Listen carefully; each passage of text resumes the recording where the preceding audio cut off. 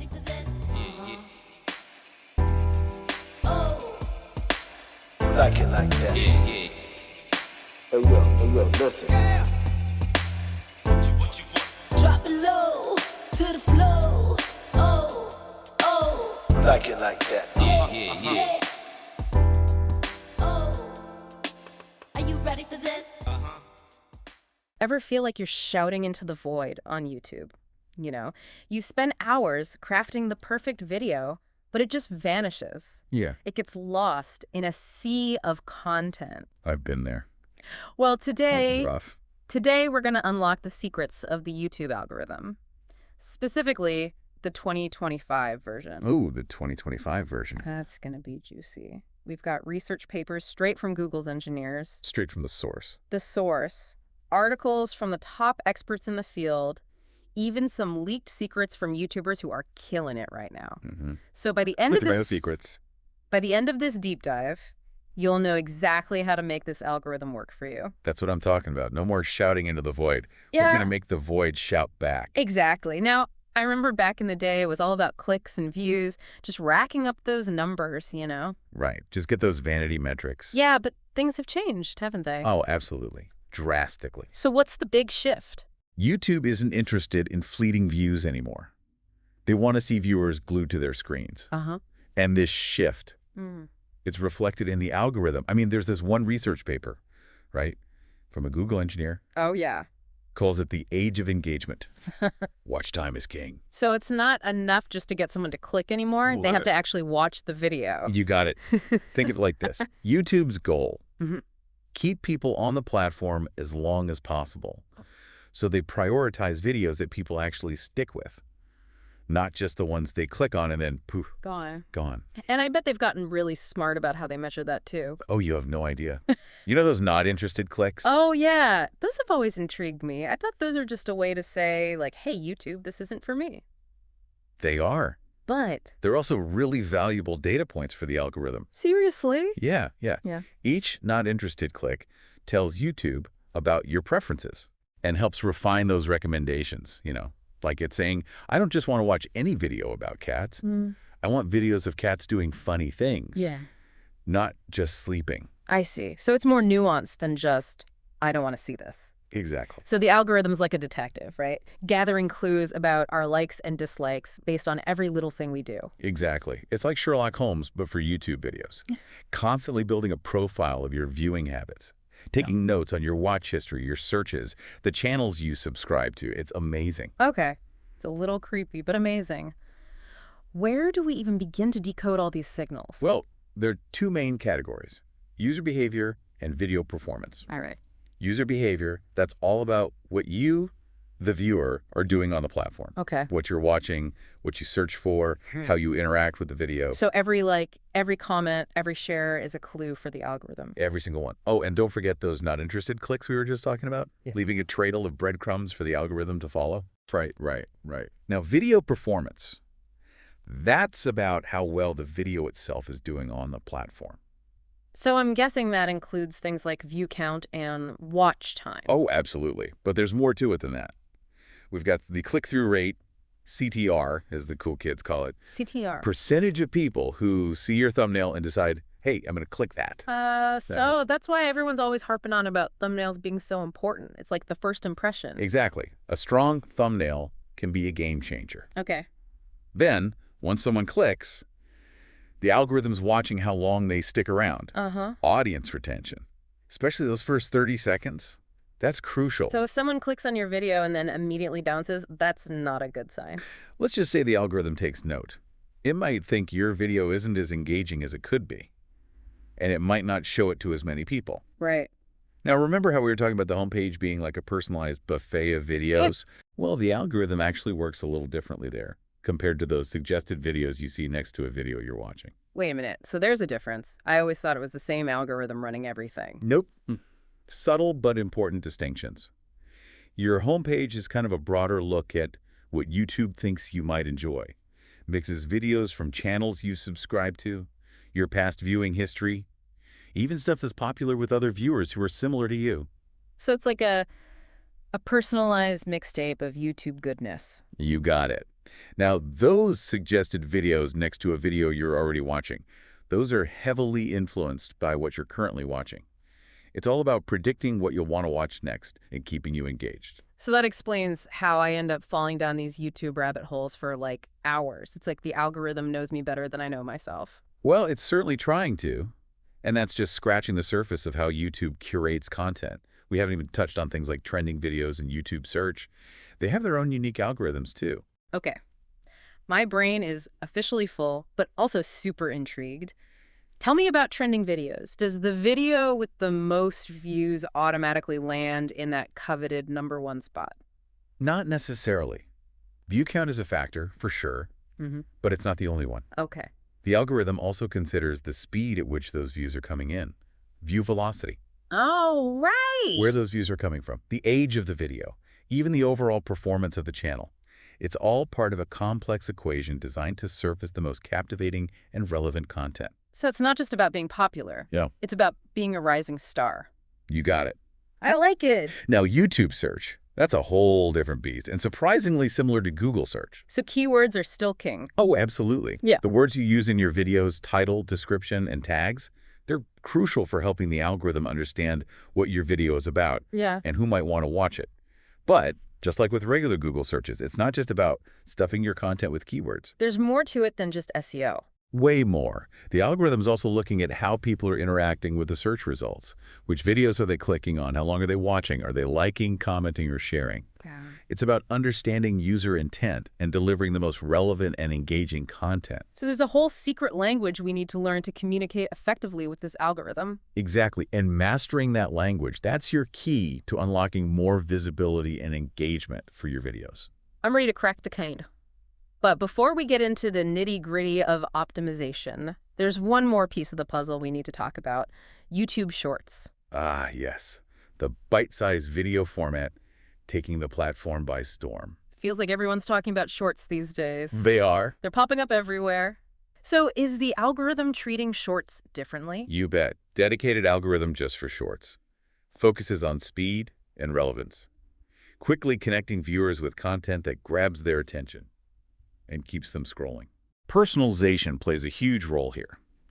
The Shorts algorithm is like a matchmaking service for short-form content, constantly trying to pair you with videos that perfectly align with your interests and your viewing habits.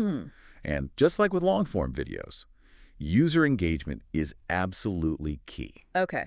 So likes, comments, shares, those are still signals for the Shorts algorithm too. Absolutely. But here's the thing. Since shorts are all about quick consumption, the algorithm pays extra attention to completion rates. Completion rates? Yeah. Did you watch the whole short? Did you rewatch it? Did you immediately jump to the next one? I see. These are strong indicators of how engaging your content is. So if you create a short that people watch all the way through and then want to watch it again or share it with their friends, you're golden. You're golden. The algorithm loves to see that kind of enthusiasm, and it's going to reward you with more visibility. Okay. And here's the real kicker. Even if your long-form content isn't getting much traction, you can still make a huge splash with shorts.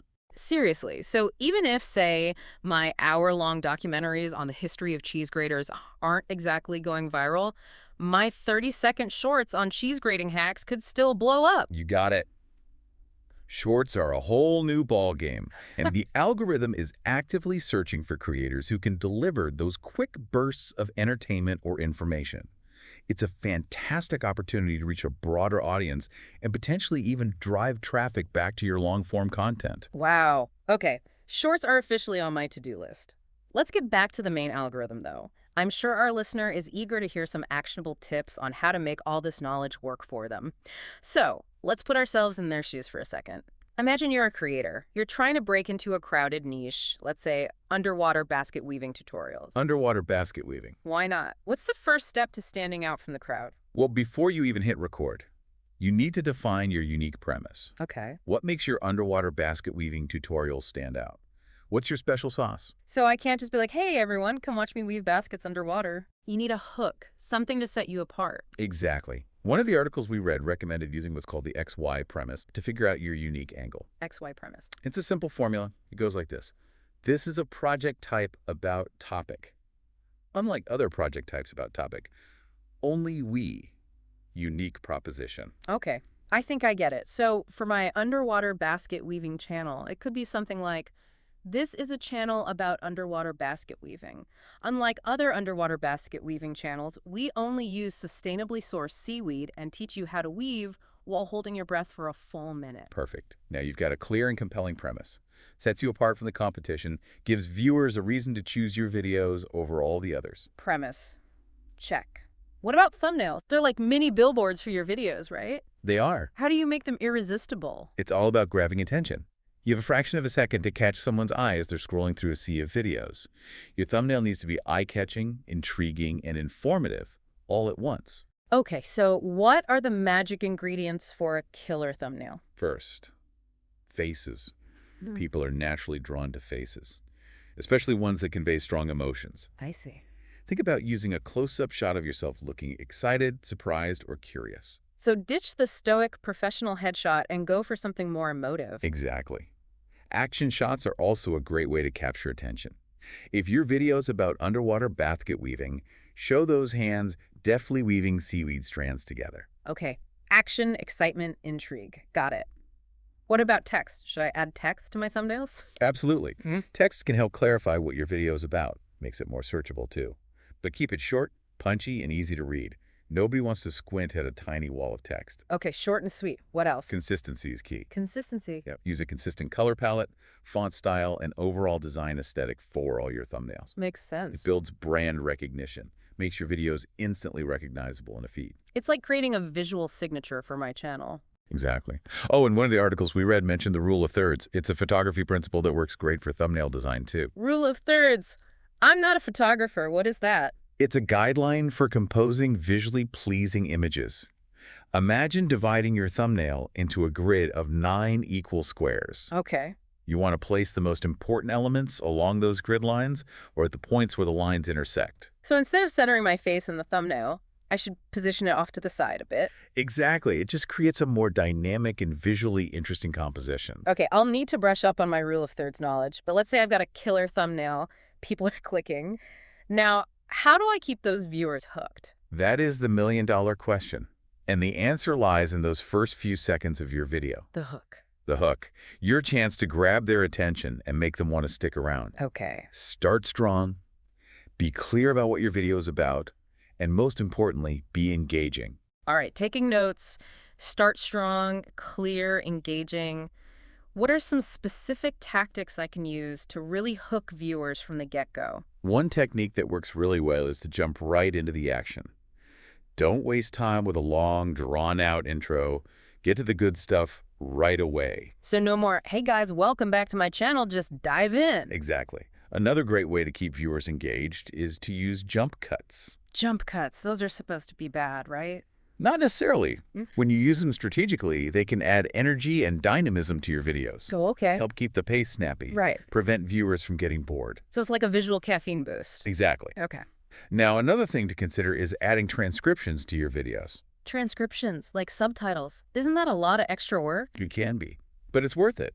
Transcriptions make your videos accessible to a wider audience, including people who are deaf or hard of hearing. That's a great point. Plus, they can help boost your video's SEO. SEO, really? How does that work? When you add transcriptions, you're giving YouTube more text to crawl and index, so your videos are more likely to show up in search results, even for keywords that aren't in your title or description. That's awesome. Transcriptions it is.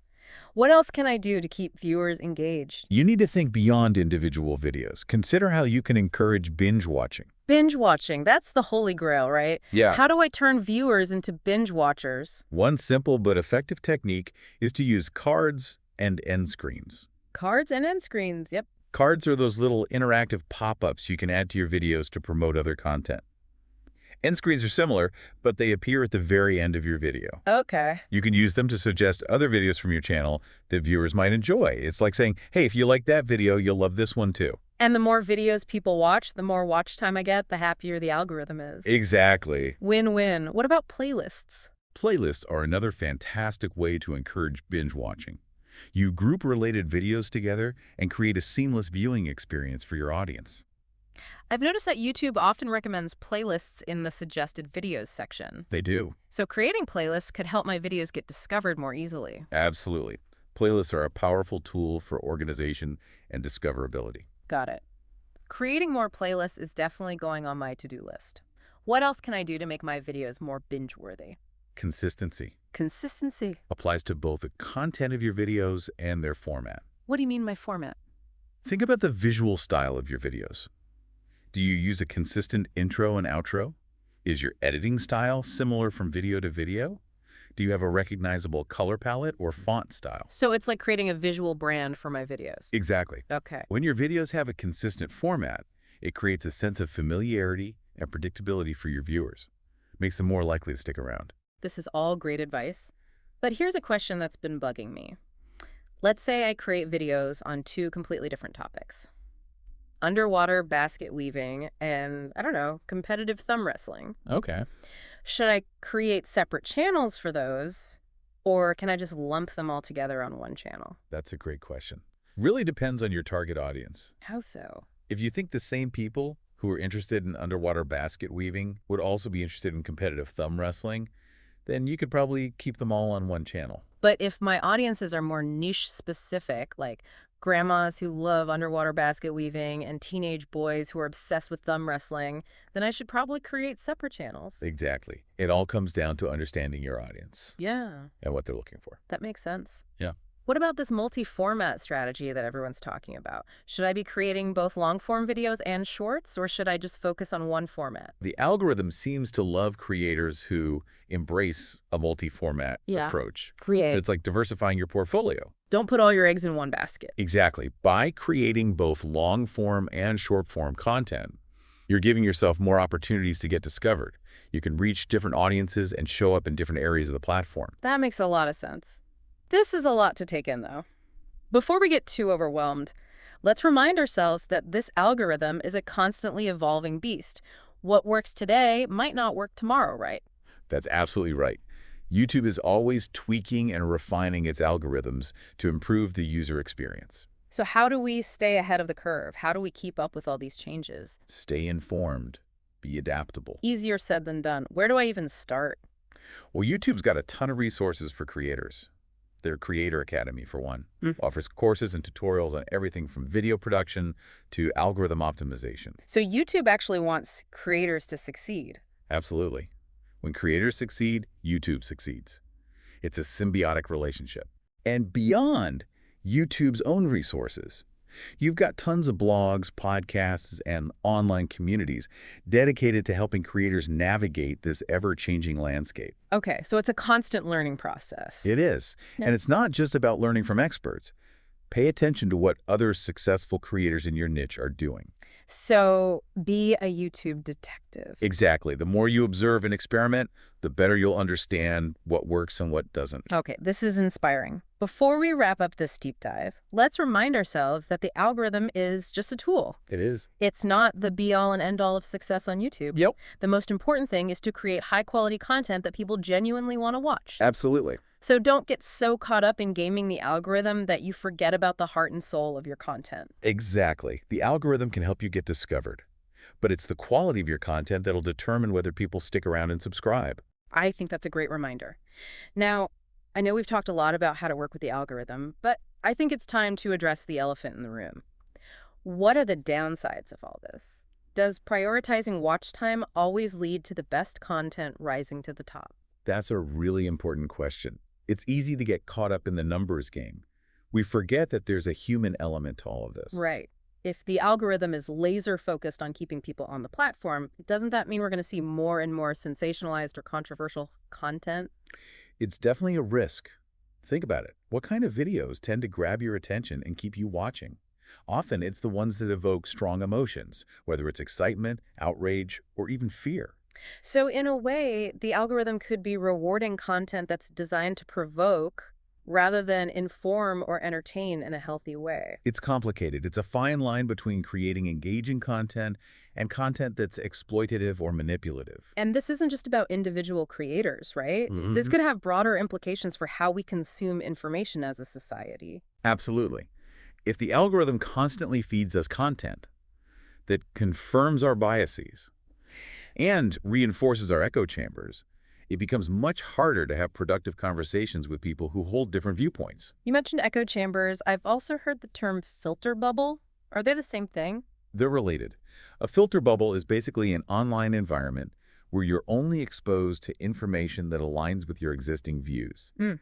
It happens when algorithms prioritize content based on your past behavior, basically filtering out anything that might challenge your perspective. So it's like living in a personalized newsfeed where everyone agrees with you all the time.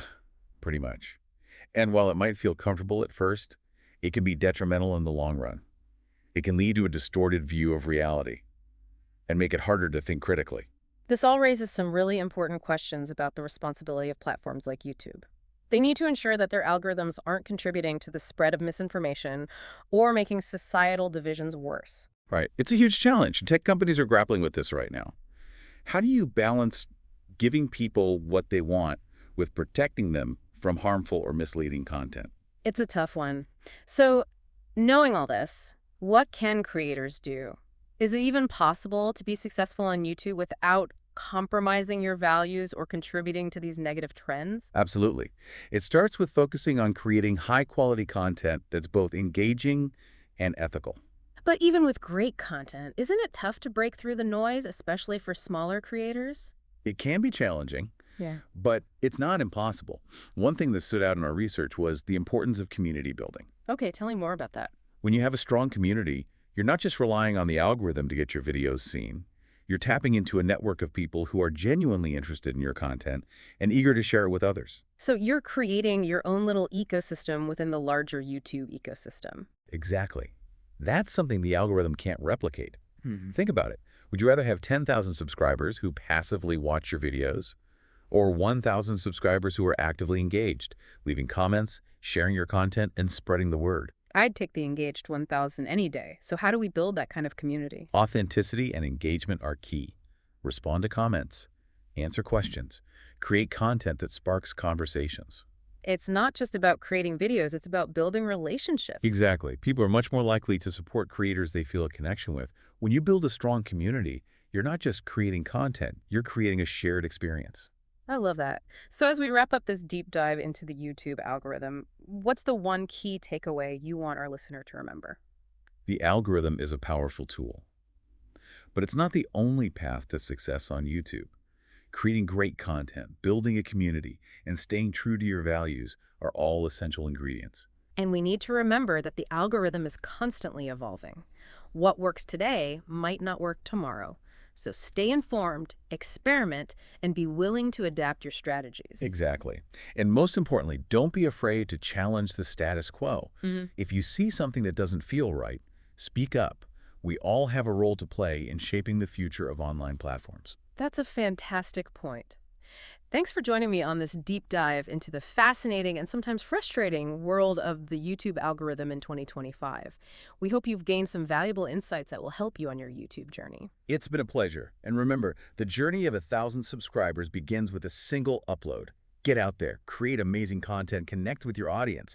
The algorithm might be a mystery, but the power to succeed on YouTube is in your hands. The Shorts algorithm is like a matchmaking service for short-form content.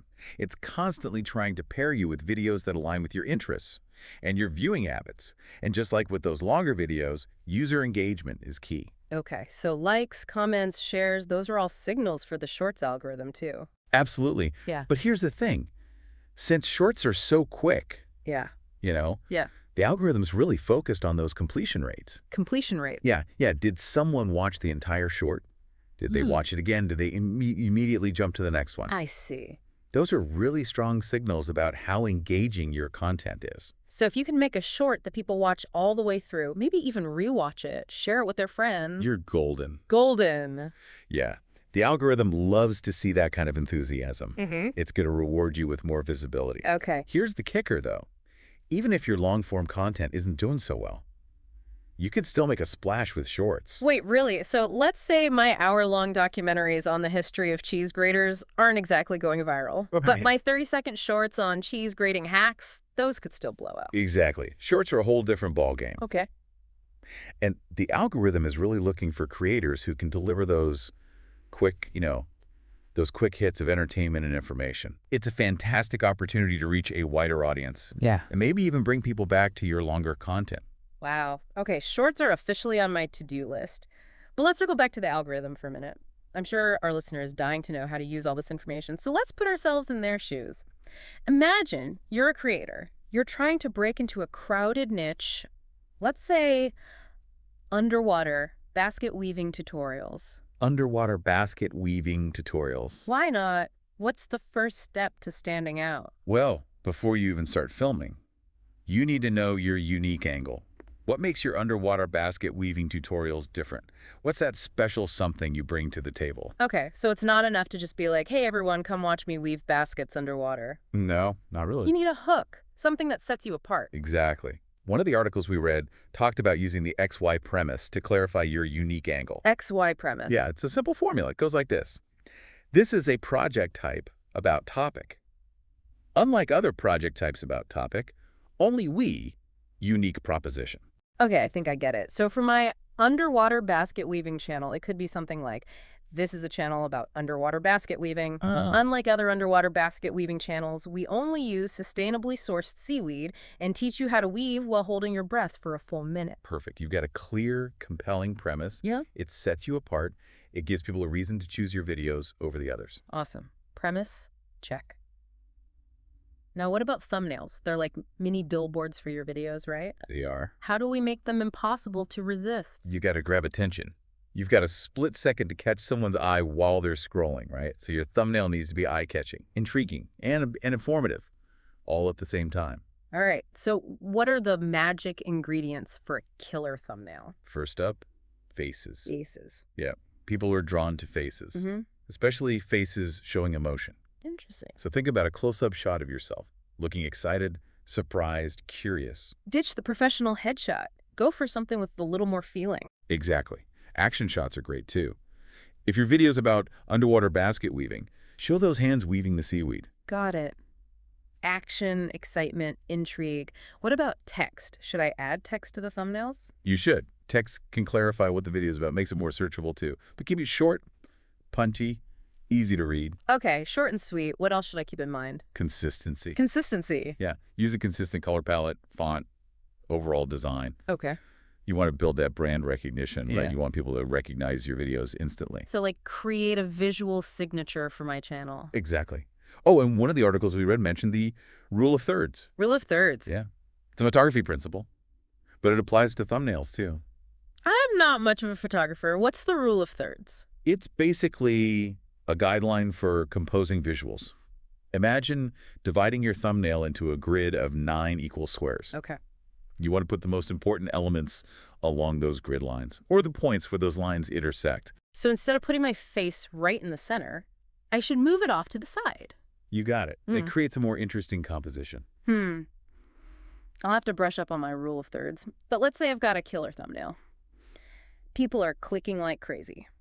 How do I keep them hooked once they actually start watching? Ah, that is the question, isn't it? The answer is all about those first few seconds. The hook? The hook. You got to grab their attention and make them want to keep watching. Okay. Start strong, be clear, and above all, be engaging. Start strong, clear, and engaging. Got it. Any specific tactics to really grab them right from the start? One that works well is jumping right into the action. Don't waste time with a long intro. Get to the good stuff. So no more, hey guys, welcome back to my channel. Just dive right in. Exactly. Another great way to keep viewers engaged is to use jump cuts. Jump cuts, aren't those supposed to be bad? Not necessarily. If you use them the right way, they can add a lot of energy to your videos. Keeps the pace up, Yeah. keeps people from getting bored. So it's like a visual caffeine boost. Exactly. I like it. Another thing to consider is adding transcriptions to your videos. Transcriptions? You mean like subtitles? Isn't that a ton of work? It can be, but it's worth it. It makes your videos more accessible for people who are deaf or hard of hearing. True. Plus, it can help with your SEO. SEO, really? Yeah. When you add transcriptions, you're basically giving YouTube more text to analyze.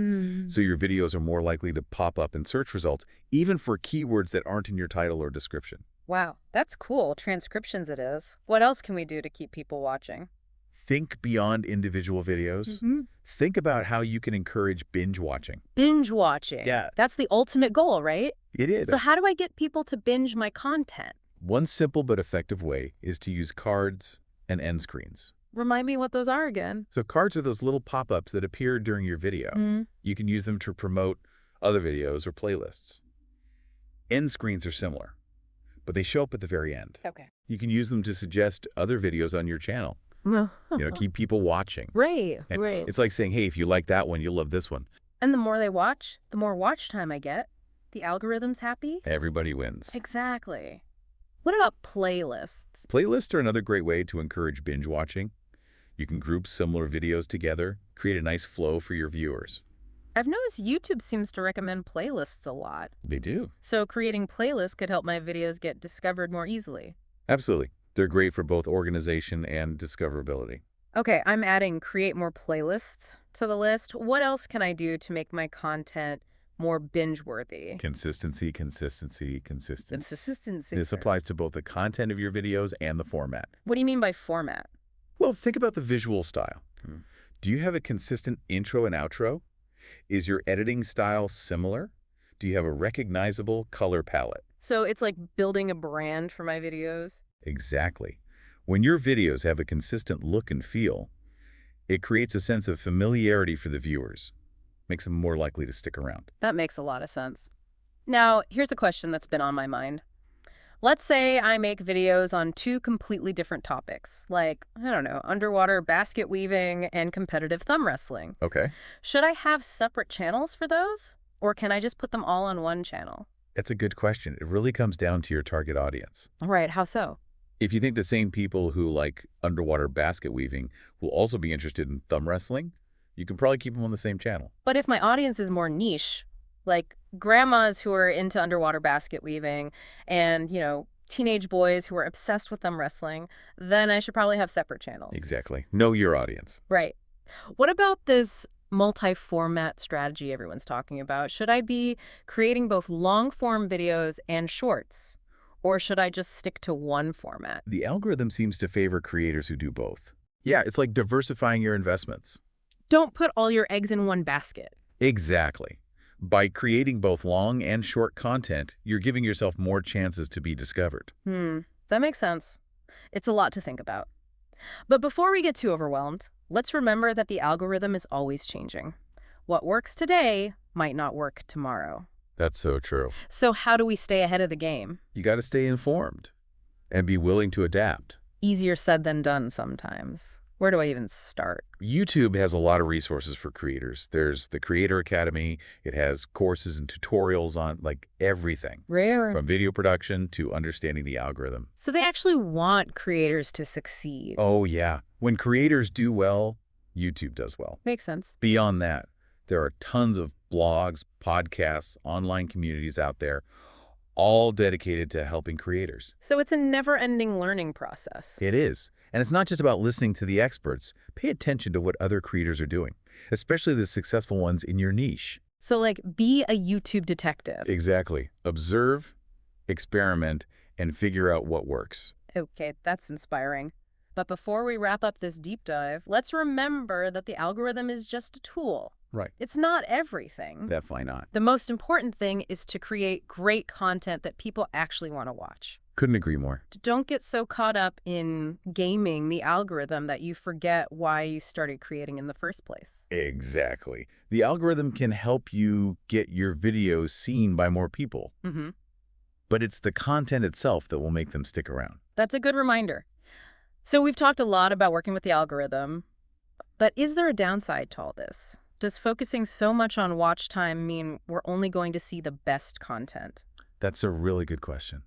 I think it's easy to get caught up in the numbers game, and forget that there's a human element to all of this. Right. If the algorithm is all about keeping people watching, doesn't that mean we'll see more and more content that's sensationalized or even controversial? It's definitely a risk. Think about it. What kind of videos really grab your attention? What keeps you watching? It's often the stuff that triggers a strong emotion. Excitement, outrage, even fear. So the algorithm could end up rewarding content that's designed to provoke people instead of just informing or entertaining them. It's a tough one. There's a fine line between creating something engaging and something that's, you know, exploitative or manipulative. And it's not just about individual creators either. This could impact how we consume information as a society, right? Absolutely. If we're constantly being fed content that confirms our biases and reinforces our echo chambers, it becomes harder and harder to have meaningful discussions with people who see things differently. You mentioned echo chambers. I've also heard people talk about filter bubbles. Are those the same thing? They're definitely related. A filter bubble is basically an online world where you only see information that agrees with your existing views. And that happens when algorithms prioritize content based on your past behavior. They end up filtering out anything that might challenge you. So it's like everyone in your newsfeed is always agreeing with you, and you never see a different perspective. Pretty much.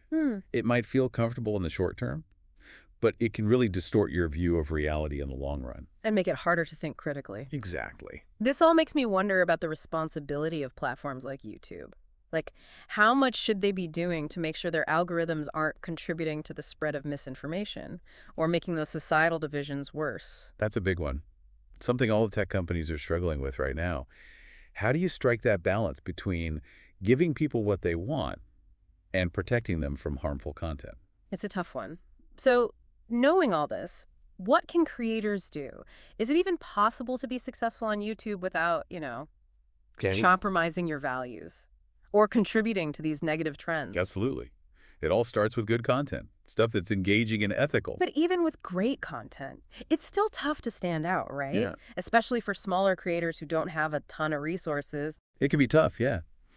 Well, one thing that came up over and over in our research was the importance of community.